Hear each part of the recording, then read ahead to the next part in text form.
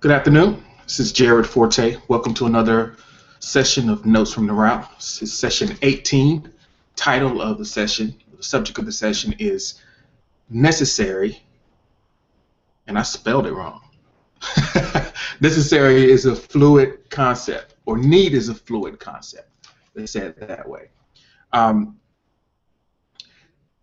if we do this show, or we do this live broadcast every Monday through Thursday. You can catch it on YouTube, Google Plus, or on my website, jaredforte.com/live. You can catch the live stream of it right there. Also, you can follow me on Twitter for updates and notices of the replays. So that's the admin part. So let's get right into the content session. Bottom line is, we all know that things change, and when things change, our conception of or the reality of our needs changes along with the times. So, for instance, there are a lot of platitudes that we grew up hearing that no longer hold true. Say, for instance, you need money to make money. You need a lot of money to start a business. We know that technology, particularly communication technology, has enabled a lot of people to connect and collaborate over space and time at low cost and access talent from all over the world and build valuable businesses without the large expenditure of capital that was required in the past. You need to get a degree to get a good job. That hasn't always been true. There have been times in the economy where there were plenty of really well-paying jobs that you could support your family on without a degree. Then we went through a phase where you had to have a degree to get the decent job, and now we're going to a place where, while education is still very important, education is spreading outside of the framework of the traditional institutions. The only thing that's really required now is for you to have a demonstrated aptitude and proof that you can perform a task and a track record of success, and then from there you can write your ticket independent of what a piece of paper accredits you to have accomplished. So now I don't want to make it seem as though things are easier or easy because the barriers are lower, just because it doesn't take money, as much money to start a business, so it doesn't require a degree to prove your competence to do a lucrative job. It's not easier. You still have to work incredibly hard. You still have to overcome many other obstacles. So just because some barriers fall, some barriers to entry fall, the actual work itself doesn't necessarily get easy. So what those necessary things did, or what they do, is for some people, for some of us, they serve as an excuse not to move forward. Now, there are legitimate needs, naturally. We have some legitimate life and death requirements, things that if we don't have, we literally die, things that are important for our well-being and our health. Those aren't the things that we're going to really be talking about here. But what we're going to be looking at is the things that we elevate to that status.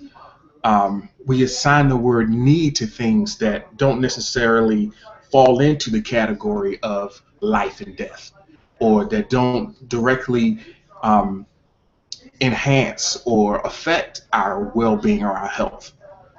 And what we do when we assign the term need to a concept or a situation, what we do is we make a judgment. We're making a judgment about our capacity. We're making a statement about our belief about what we can do in a situation to cope.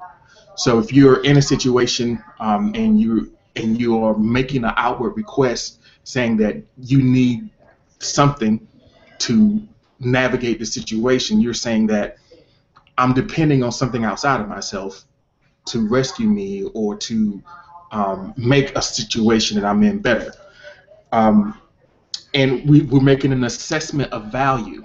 When you assign need to an item or need to something, you're giving it a high value, a high priority. It's not a whimsical thing anymore. It's not just a passing thing, a passing fancy, just something you sort of want. When you say you need it, then you elevate its status in your mind. Even if you're using it casually, on some level, when you assign need to something, you give it a different type of energy. And what we also do, we make these judgments about our capacity, but we're really not good at that. In most cases, we don't give ourselves. Now, some of us are overconfident, and some of us think we can do more than, we've reached beyond our ability, or we overstate what we can accomplish. But that's not the problem that most people have. Most people sell themselves short. Most people don't tap into the reserves of energy and intelligence and skill. They don't even scratch the surface of what they're capable of. So so when we assign need to something, we're making this judgment about our capacity, saying that we need to look outside ourselves. I know in my personal experience, there have been times where the Army is a great example. There were numerous situations where before I got into the situation, before I addressed the obstacle that was before me, I didn't think that I could do it. I didn't believe that I had the capacity to deal with it, or to handle, to navigate the challenge that was in front of me. But somehow somehow I did it. Somehow I overcame it. I got energy from the people who were around me. I dug deep.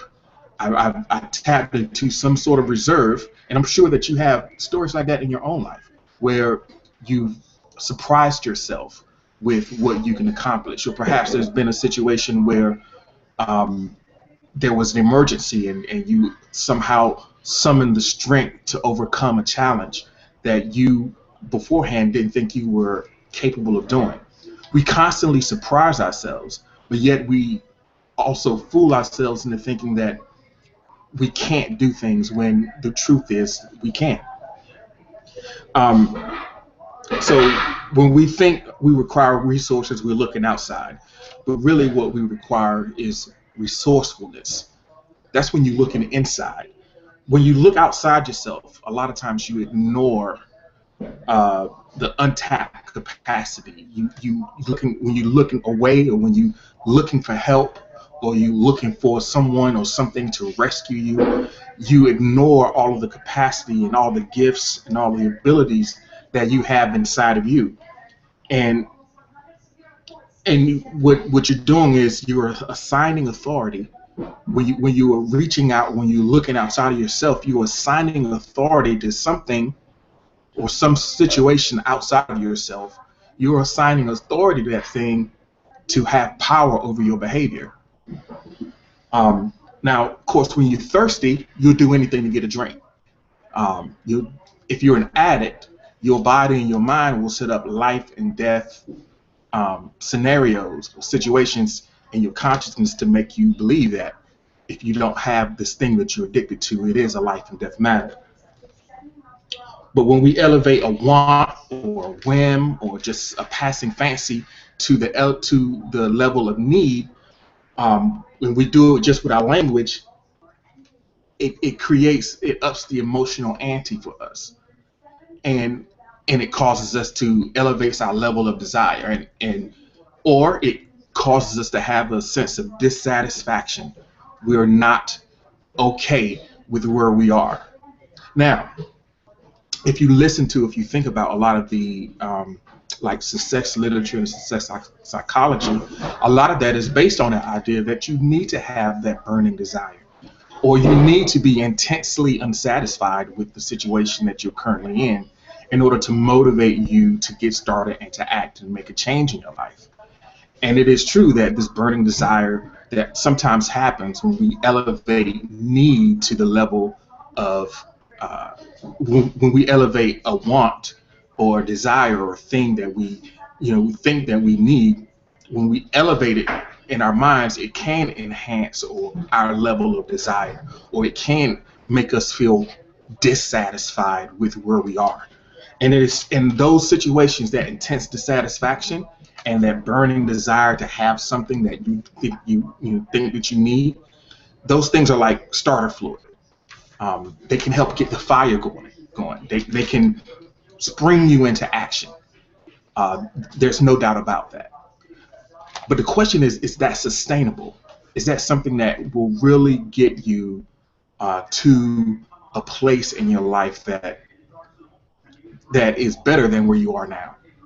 We all know that over time, no matter how extraordinary a situation is, one of the reasons why, like, dissatisfaction, a lot of times people cite that as a motivation, but we are incredibly adaptable as human beings. There are so many situations where things get really bad, and there seems like there's no way that we can abide this misery and this suffering any longer. But as time goes by, we get used to it.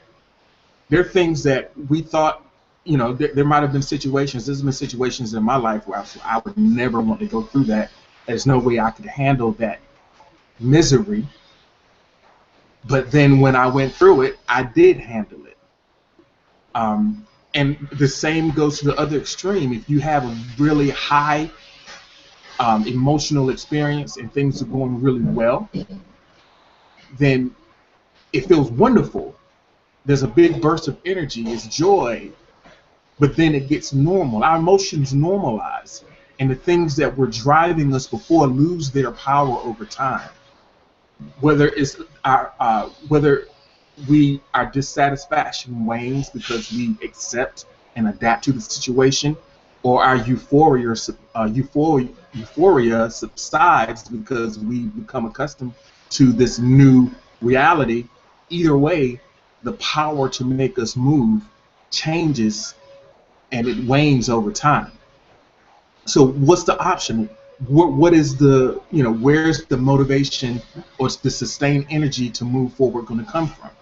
So what if instead of amping up, what if instead of, getting tired of being tired, all the things that generally move us to act, rather than hitting a rock bottom situation where we finally stand up, what if we just acknowledge and reinforce with our language that we don't need more, that we're okay, that the reality is the situation where we're in right now is okay. Now that may sound like a defeated type of attitude, but if you think about it, it's the truth. It is okay. There are probably people all over the world who would trade places with you in a moment, especially if you're watching this. You already have a level of wealth just because you're watching this. You're already at a place of being okay if you have the ability to sit and the attention span to listen to me ramble for these 12 minutes so far that we've been talking. You already have some resources, or some inner things that are available to you that most people don't have. So, in most cases, when we try to turn to these necessities, what we're really doing is we're making excuses. The necessities that we cite that keep us from moving forward, the things that we think we need before we can act, those outer stimuluses that we think that we need, really they're just a product of our own limiting beliefs about what we're capable of, what's possible for us. It's a failure within ourselves to acknowledge these reserves and this energy that's inside of us that can move us forward. So, instead of needing and amping up our emotional energy through desire, we could just be okay where we are, and then we can choose to move forward. We can just choose. We can choose to act with the resourcefulness and the power and the reserve and the energy and the creativity and all the things that we have. We don't have to have this emotional turmoil. We don't have to have it. We believe that we do. We believe that we require all of this external things, but we don't. In reality, we have the power just to choose. We have the power. We have the power to be okay not to be dissatisfied, to be in a state of gratitude, and still choose to move forward and still choose to act with power and authority over the situations that we're dealing with, to still accomplish and make a contribution to the world. It's simply a choice. It doesn't have to be a big dramatic thing. It's just a choice. You don't have to be dissatisfied. You don't have to be burning up. You can just choose. So, so that's today's conversation. Necessary is a fluid concept. The things that we think we need, hmm, maybe we do, maybe we don't.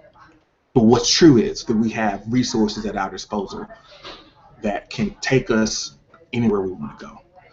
So if you enjoy the conversation, I really appreciate it if you would, leave your comments, give me your feedback. Follow me on Twitter. We can keep the conversation going over there. Facebook is coming soon.